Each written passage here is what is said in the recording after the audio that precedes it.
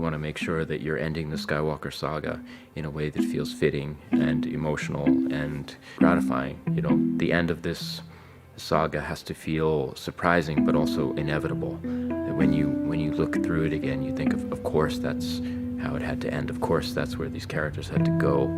Of course that's how we had to leave this galaxy. Never show that. This is horrible. So, I just watched the Skywalker Legacy documentary, and I am more confused than ever at what the words Skywalker and Legacy mean. From watching my last video on Star Wars: The Rise of Skywalker, you probably understand I am not fond of this film. But over the last few months, I've realized I cannot walk away from the saga and the franchise as a whole. There are stories that still give me joy and remind me that the themes we got in 9 are not the same themes we are getting elsewhere. As I've said before, The Rise of Skywalker feels mythically dissonant from the rest of the franchise. And after watching the documentary, I'm starting to realize how this happened. I don't want to blame one person or entity. I think that films, being a collaborative effort, should move beyond the typical YouTuber critique of good or bad. So I approached this documentary like I would any. I kept an open mind and allowed myself to get in the mind of the creators. The Rise of Skywalker's main theme seems to be summarized in the Festival of Ancestors, which is an obvious meta-commentary on the ritualistic nostalgia of Star Wars experienced together, with family or with found family. The festival goers dance a traditional dance while the babies sit in front of a puppet show, symbolizing the handing down of the ritual itself. Abrams seems to have this idea that the festival is for Rey. The art director says that when you think about Rey's journey through these films, she hasn't seen a lot of joy. She has only seen the hardship of growing up as an orphan, and then she's seen war. The point of Pasaana, the world that we discovered and created in Jordan, is for her to see celebration and abundant joy. This is basically her seeing joy for the first time. Ouch. Especially considering Rey doesn't experience joy while she's there. In fact, she is reminded that she doesn't have what it is that she's always wanted. What's strange is that Terrio takes this moment to create a beat in the story that will be important to the ending. We're reminded that she doesn't have a surname. I don't have one. I'm just Rey. This has never been important in a Star Wars until now. It feels weird. Rey doesn't want a surname. She wants family. Right? To me, it seems the festival was added to acknowledge the meta ritual of fans experiencing Star Wars and did not have any significance in the story itself. From the perspective of Terrio and Abrams, Kylo was seen as a tragic hero, mostly mirroring Hamlet. The problem with this archetype for Kylo Ren is that he lives the tragedy his entire life. From the moment he was born, the world has not been kind to Ben Solo. He is never shown as being happy, never successful. Side note, I made a video about this comparison and how it was a red herring back in the summer of 2018. A tragic hero is often defined as a character who ignores their community, defines their own morality, and then realizes their mistakes too late. Tragic heroes also usually have a tragic flaw. In Hamlet, indecision is Hamlet's tragic flaw. I posited before that Ben has always been obviously affected by his community. Hamlet's inner conflict makes taking action difficult. The more Hamlet realizes, the more knowledge he gains, the more he doubts his reality. But Ben's inner conflict fluctuates based on his community. He's very obviously affected by Finn's conflict, his father, his mother, and Rey. Whether through Force abilities or purely because he is someone who feels emotions very strongly, because he is a powerful Force user, he can feel everything. Perhaps both. This video still had the biggest lingering question of, what does Ben actually want? Is it power? Is it revenge? It's still not answered by the end of The Rise of Skywalker. There's no more ambiguity about what it is that he has to do. There's no more seesaw that's happening. When Kylo finally becomes Ben again, we find that all he really wants is to be with Rey. He has to let her know that they're together.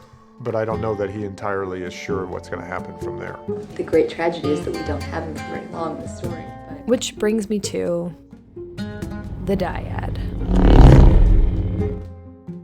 In which Rey is interrogated by Ren, it's clear that they have a connection. Of course, episode 8 furthered it by creating the idea of force connection. And I think what we wanted to do was complicate that and say, actually, their connection is deeper than that. Complicating this relationship even more in the third act makes no sense to me. The conflict was already there. It's already enough to overcome this for both of these individuals. A relationship, a true one that relies on understanding and fighting for each other and fighting for the relationship itself, that is conflict enough for one film. That's conflict enough for 3 films. Elizabeth Swan, do you take me to be your husband? Great! Complicating it further is a strange starting point. The 2 previous films established that Rey and Ben are the heart of the trilogy, 2 parts of the same whole. Terrio and JJ sort of reset this theme from their point of view, ignoring the journey Rey and Ben were already on as a legacy character and as a new nobody coming together to move beyond that two-ness. They disposed the message of The Last Jedi entirely in favor of what JJ envisioned from his creation of the characters, but with no time to actually explore that and make it feel believable. We began talking about them as a mythic concept, which is in Joseph Campbell, which is the mythic dyad, that they're 2 parts of the same whole. Terrio evoking Campbell and the term dyad here is especially questionable, because Campbell uses the term dyad one time in the book The Hero's Journey, which is a book about his life and a summary of his ideas. The context for which is all about marriage and sacrificing yourself to the relationship, not sacrificing yourself to the other person. Campbell heavily drew off of Jungian ideas of transcendence and moving beyond duality of life and the self, and moving into the realm of oneness with another and with the self. The term monad is used most often in his book Creative Mythology and refers to the ever-reincarnating being that is inside any and all people. The dyad as a term is not used by Campbell much because in the dyad, the emphasis is on the 2, when the whole point of Campbell discussing it was about the 2 becoming one. They have moved beyond duality. For the Too Long Didn't Read version, Rey and Ben should have either both lived or both died if they were evoking the idea of a Campbellian marriage. For most of the documentary, Terrio sits alone in a white room with a bunch of blurred out books around him. One of the books is The Last Command, a Star Wars novel from the Legends era. Thank you, Brad from Friends of the Force, for pointing this one out. The idea of taking anything from Legends is a layered and complicated issue by now. Even going further back, the Legends authors were chosen from already published authors and not the fans who were actively publishing fan works at that time. When it was announced that they were going to be doing Star Wars books again, fandom got really excited. And then they came out and made a statement where they're saying, no, actually, we're going to go to published writers. And the fans would say, but how do you know whether they know anything about Star Wars? And there was a great deal of disappointment. This gets into another issue of the lack of women in Star Wars storytelling. Of course, the already published authors Lucasfilm went with were mostly men, although fan fiction writers were mostly women. Storytellers pulling from Legends is not a bad thing for the universe necessarily. Fans of those stories like to see those things that feel familiar being brought into canon. That is their Star Wars, and it makes it more authentic for them. But that is the extent of its importance, nostalgia. It does not breathe new life into the story that comes from within, from one's own experience. Terrio did not seem to allow these messages to really speak through him as an individual. Leia's Jedi trial happens in episode 9. The end of her path as a Jedi is fulfilled when her son turns back to the light. This concept of a Jedi trial is taken from the Legends books and has no actual thematic weight in the current canon. Thinking about this from Terrio's perspective and from a Legends perspective, it explains a lot why Terrio is so fixated on Rey needing to train. In the old Jedi Order, according to the Legends books, a Padawan would undergo 5 trials in order to become knighted in a ceremony, finally becoming a Jedi Knight. Again, these ideas were briefly alluded to in the prequels, Obi-Wan is ready. I am ready to face the trials. but not ever given a lot of weight in the canon. The trials tested the individual's skill, courage, flesh, spirit, and insight. To me, these ideas were not really essential to the core of the saga story, and more so serve as another example of why the old Jedi ways must be abandoned. The Council was wrong to accuse you. This was actually your great trial. Now we see that. We understand that the Force works in mysterious ways, and because of this trial, you have become a greater Jedi than you would have otherwise. Which makes it that much more confusing to me to see Terrio want to use them as the main themes of this story. Rey has to train in order to connect with the Jedi. Leia's son has to be redeemed in order for her to ascend to the godlike status to complete her Jedi path. Terrio sees these as trials to become a true Jedi. These themes are incongruent with the current canon. Let's go back to what Terrio said about this trial. Leia's Jedi trial happens in Episode 9. The end of her path as a Jedi is fulfilled when her son turns back to the light. So Ben Solo's end, Leia's son's death, was not about Ben at all, but about Leia's Jedi trial. That doesn't work for me. That's not what Star Wars is about to me.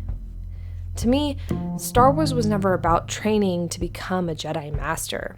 It was about finding your true self. This is what Campbell talks a lot about, and it is at the heart of what Lucas was trying to create in his own projects. Compassion for one another and moving beyond the dualities of life stands at conflict with the saga, yet those ideas are at the core of the original and prequel trilogies. So, where do we go from here? I think a lot of this has made me jaded as a feminine fan of Star Wars. I feel abandoned and unwanted. I followed the thematic threads of the Star Wars franchise and was given a story that capped the saga that didn't follow through on any of that. It's not fair and I shouldn't accept it, and I don't. That being said, as What the Force podcast and my best friend MC has said, they split the baby in half. Okay. There is a sacred story from the Bible called King Solomon.